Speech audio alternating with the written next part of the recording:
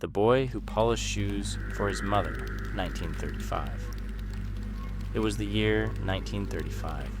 The streets were crowded, but hope was hard to find. In a small corner of the city lived a 12-year-old boy named Daniel.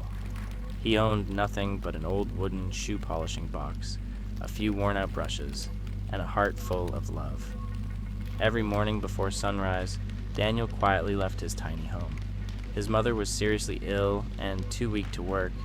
Every cough echoed through their little house, reminding him that he had no time to waste. He kissed her forehead before leaving. "I'll be back soon, Mom," he whispered with a smile, even though he had no idea if he would earn enough money that day. Daniel walked for miles until he reached the busiest streets. There he waited patiently for customers. "Fresh shine, sir? Your shoes, madam?" Most people ignored him. Some walked past without even looking. Some pushed him aside as if he didn't exist. Others laughed at his torn clothes and patched shoes. But Daniel never became angry. He simply smiled and waited for the next person. Every coin he earned meant one step closer to buying medicine for his mother. One cold afternoon, after hours of waiting, an elderly gentleman stopped in front of him. "My shoes could use some polishing," the man said kindly.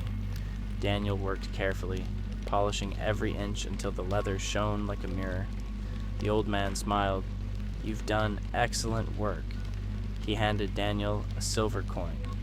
It was more money than Daniel usually earned in an entire day. His eyes filled with tears. Instead of buying food, Daniel rushed straight to the pharmacy.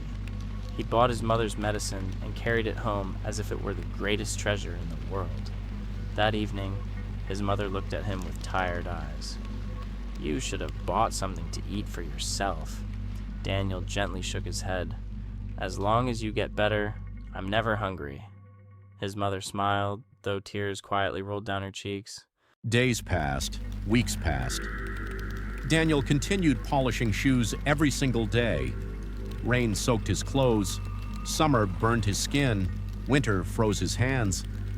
Still, he never missed a single morning. One day, a wealthy businessman noticed the little boy. He had seen Daniel many times before, but had never stopped. Curious, he finally asked, "Young man, why do you work so hard every day?" Daniel lowered his eyes. "My mother is sick. If I don't work, she can't buy her medicine." For a long moment, the businessman said nothing. He had expected to hear about toys or dreams of becoming rich. Instead, he heard the simple truth of a boy carrying responsibilities far beyond his age. That evening, the businessman quietly followed Daniel home. He saw the tiny house. He saw Daniel helping his weak mother drink her medicine. He saw the empty kitchen with almost no food. And for the first time in many years, the wealthy man cried. The next morning, he returned with a doctor. He paid for Daniel's mother's treatment. He brought food, warm blankets, and enough medicine for many months. Daniel stood speechless. "Why are you helping us?" he asked.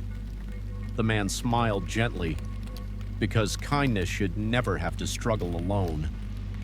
Months later, Daniel's mother slowly recovered. She was finally strong enough to smile without pain. Daniel still polished shoes from time to time, not because he had to, but because he never forgot where his journey began. Years passed. The little shoe polishing boy grew into a respected businessman. Unlike many wealthy people, he never ignored children working on the streets. Whenever he saw one carrying a heavy burden, he remembered himself. He offered them food, he paid for their education, he gave them opportunities instead of pity. People often asked him, "What made you successful?" Daniel would smile softly and answer, "My mother taught me that love is stronger than poverty. And every pair of shoes I polished carried me one step closer to hope."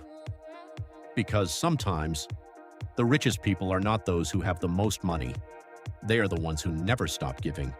And the smallest hands can carry the greatest love. She reached for his hand with trembling fingers. "Don't forget to eat something." Daniel nodded, even though he already knew he probably wouldn't. Food could wait. Medicine could not. He picked up his small wooden shoe shine box, carefully checking that every brush and every tin of polish was still inside. The brushes were worn from years of use. The wooden box itself was scratched and faded, but to Daniel it was more valuable than gold. It was the only thing standing between his mother and hopelessness.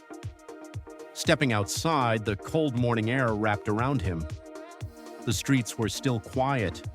A light fog floated above the cobblestones as the city slowly awakened. Factory whistles echoed in the distance, horses pulled heavy carts through narrow streets, and workers hurried toward another long day. Daniel began his daily walk.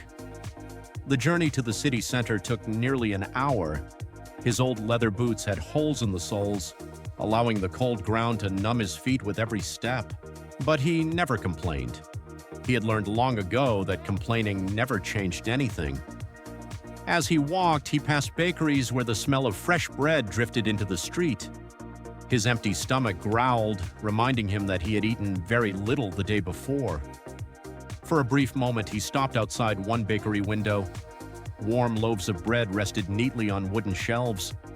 Families smiled as they carried breakfast home. Daniel looked at the coins in his pocket. There were none. He smiled quietly to himself and continued walking. One day, he promised himself, his mother would eat warm bread every morning. One day, life would be different. When Daniel finally reached the busiest street in the city, hundreds of people were already moving in every direction. Wealthy businessmen hurried toward their offices. Ladies wearing elegant hats stepped gracefully from expensive automobiles. Shopkeepers opened their stores while children from richer families laughed on their way to school. Daniel quietly placed his wooden shoe shine box on the corner of the sidewalk. He arranged his brushes carefully. He straightened his old cap. Then he looked up at the passing crowd with hope in his eyes. Perhaps today, someone would stop